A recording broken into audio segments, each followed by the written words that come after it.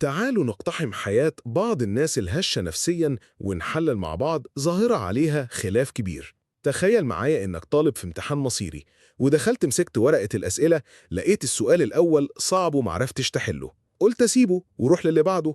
اللي بعده طلع أصعب. أنت اتعصبت واتنرفزت وقلت خلاص أروح للسؤال اللي بعده. طلع برضه صعب ومعرفتش تحله.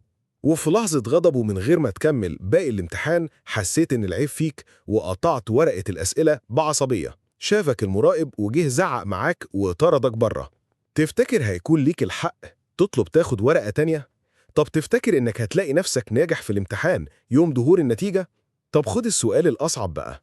تفتكر إيه هيكون رد فعلك لما تلاقي زمايلك كلهم معرفوش يحلوا التلات أسئلة اللي في الأول، بس باقي الامتحان كان سهل وكان فيه درجات النجاح؟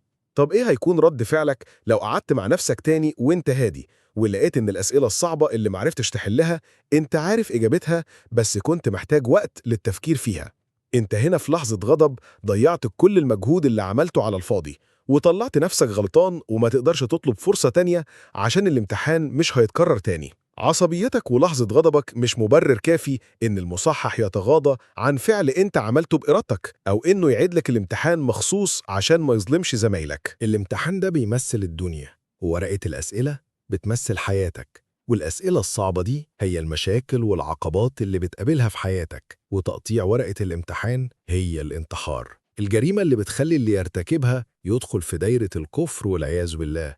لحظة واحدة بس بتسود الحياة في وشك، وبدل ما تفتكر إنك ليك رب تلجأ له تستمع لوسواس نفسك وهمزات شيطانك، تنسى إن ليك رب اسمه الرحيم، وكأنك والعياذ بالله بتقول أنا مش مؤمن بوجوده ومش مؤمن بكلام ربنا ووعده، وإن بعد العسر يسرا.